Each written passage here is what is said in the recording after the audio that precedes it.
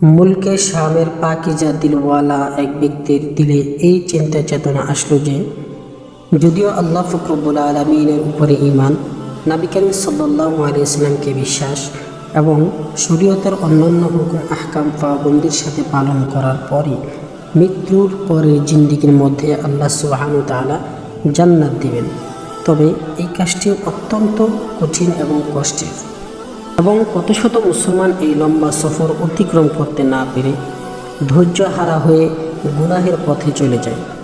কেননা এরকম একটি পথ অবলম্বন করা যায় যেই পথে আল্লাহ সুবহানাহু ওয়া তাআলার সহজে রাজামন্দি পাওয়া যায় এবং অবশেষে জান্নাতে পৌঁছে যাওয়া যায়।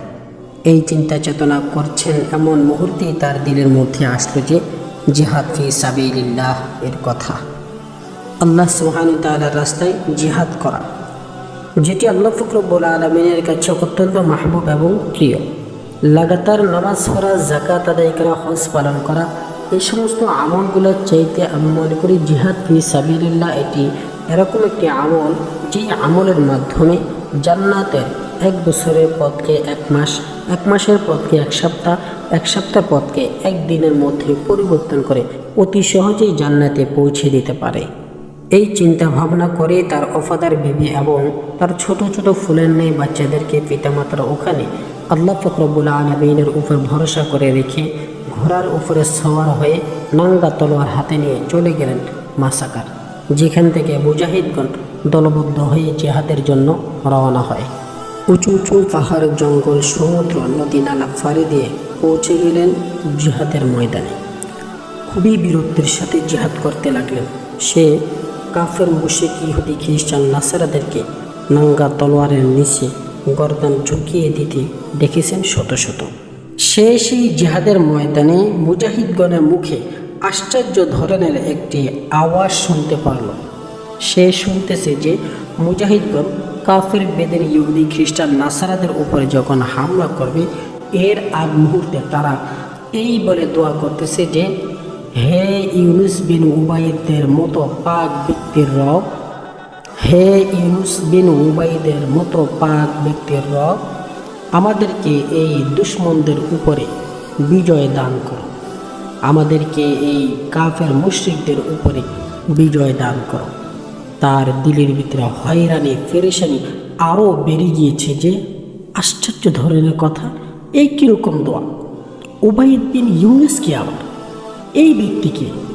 তার দিলের মধ্যে যে তামান্না খায়েশা ছিল যে জিহাদ করে আল্লাহ সুবহানাহু ওয়া তাআলার রাস্তায় শহীদ হয়ে জান্নাতে পৌঁছে যাওয়ার, সেই তামান্না, আশা, আকাঙ্ক্ষা দিলের মধ্যে এইভাবে আবার দ্বিতীয়বার আশা বাঁধল যে আল্লাহ সুবহানাহু ওয়া তাআলা যদি এই জিহাদের ময়দানে শাহাদাত দান করেন তাহলে আলহামদুলিল্লাহ, শুকরিয়া। নচেত যদি এই জিহাদের ময়দান থেকে আমি ফিরে যেতে পারি সুস্থ সবল শরীর নিয়ে, তখন আমি এই ব্যক্তির তালাশ অবশ্যই করব, তার সাথে মোলাকাত আমি অবশ্যই করব। আরও হয়রান করা বিষয় হচ্ছে এই যে সে লক্ষ্য করে দেখল যে মুজাহিদগণ সত্যি সত্যি কাফের মুশরিকদের উপরে বিজয় লাভ করতেছে। সে আরও পেরেশানির মধ্যে পড়ে গেল। একই মাহাজারা, একই দৃশ্য আমি দেখলাম, আশ্চর্য ঘটনা। আল্লাহ সুবহানাহু ওয়া তাআলার মুখলেস খালেস বান্দা এই ব্যক্তিটি কে, যার নামের এত দাম, কদর, মর্যাদা আল্লাহ সুবহানাহু ওয়া তাআলার কাছে যে তার নামের উসিলায় আল্লাহ রব্বুল আলামিন মুজাহিদগণকে কাফের মুশরিকদের উপরে বিজয় দান করে। সুবহানাল্লাহ, সুবহানাল্লাহ। সেই সময়ের মুজাহিদগণের দিলে এ কথা ভালোভাবেই গাঁথা ছিল যে জিহাদের ময়দানে আল্লাহ সুবহানাহু ওয়া তাআলার সাথে শিরিক করা যাবে না। যদি কোনো কুফফার, মুশরিক, শিরিক কর্ণওয়ালা ব্যক্তি জিহাদের ময়দানে কতল হয়েও যায় তবুও সে জান্নাতে প্রবেশ করবে না, এটা তারা ভালোভাবেই জানত। এই সমস্ত কথাগুলো তার দিলের ভিতরে ঘুরপাক খাচ্ছে। বারহাল ওই ব্যক্তি এই জিহাদের ময়দানে আছে, 3-4 মাস অতিক্রম হয়ে গিয়েছে। হঠাৎ তার বৃদ্ধ পিতামাতা এবং তার ওফাদার বিবি এবং ফুলের মতো কুচি কুচি বাচ্চাদের কথা স্মরণ হলেই সে বাড়িতে গিয়ে তাদের সাথে দেখা করার চিন্তা চেতনা মনে গেঁথে নেয়। আমিরে জিহাদের কাছে গিয়ে সে দ্বিতীয়বার ফিরে আসার ওয়াদাবদ্ধ হয়ে ছুটি মঞ্জুর করলেন। তাকে রুখসত দেওয়া হলো। সে বাড়ির উদ্দেশ্যে রওনা হলো।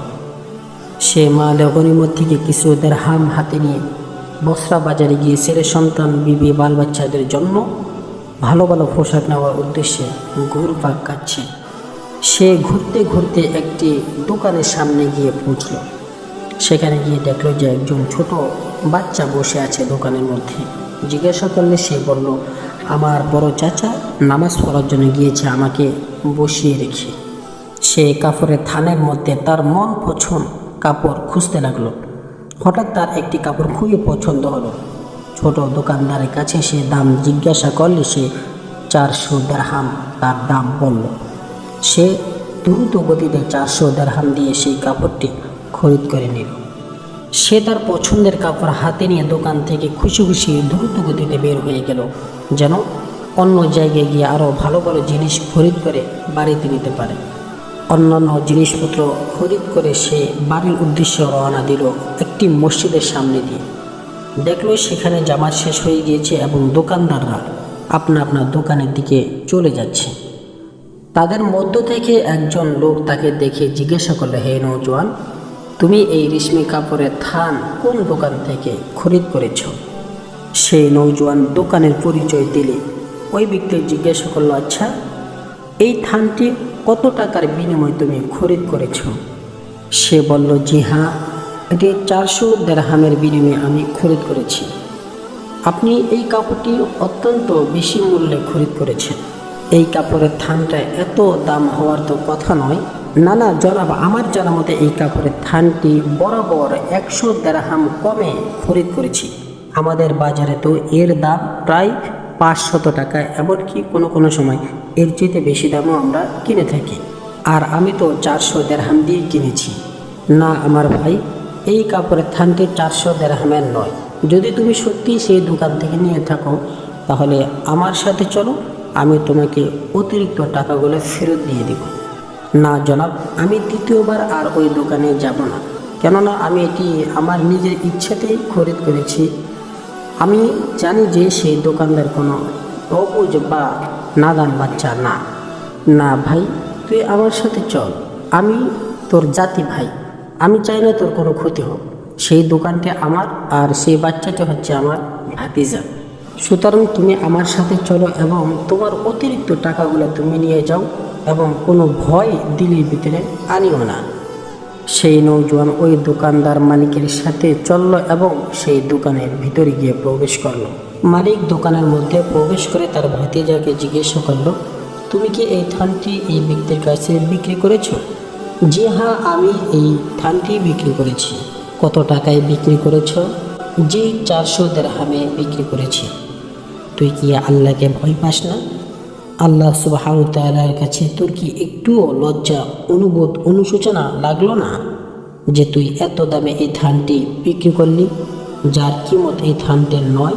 আমি কি তোকে বলে যাইনি যে এই থানটি 400 দিরহামে বিক্রি করবা আর এই থানটি 200 দিরহামে বিক্রি করবা? তুই কেন 200 দিরহামওয়ালা থান 400 দিরহামে বিক্রি করেছিস? চাচা যান, এই ব্যক্তি আমার কাছে কাপড়ের দাম জানতে চাইলে আমি বললাম 400 দিরহাম। সে খুশি খুশি 400 দিরহাম দিয়ে কিনে নিয়েছে। আর এই থানটি তো তাদের শহরের মধ্যে 500 এবং এর চেয়ে বেশি দিরহামেই বিক্রি করা হয়। সে 400 দিরহামে পেয়ে তো খুশি হয়ে গিয়েছে, খুশি খুশি কিনে নিয়ে গেছে। কিন্তু তোর তো হায়া লজ্জা শরম আসার কথা ছিল। আমার এই দোকানের মধ্যে এটি 400 দিরহামের নয়, বরং 200 দিরহামের থান। হে আমার মুসাফির ভাই, যদি তোমার এই থানটি পছন্দ হয়ে থাকে তাহলে তুমি এটা রেখে নাও এবং অতিরিক্ত 200 দিরহাম তুমি নিয়ে যাও। ওয়ারনা তুমি এই থানটি রেখে এরকম একটি থান পছন্দ করে নাও যেটি সত্যি 400 দিরহামওয়ালা কাপড়। সে আশ্চর্য হয়ে 200 দিরহাম নিয়ে গেলেন এবং জিজ্ঞাসা করলেন, জনাব আপনার নাম কি?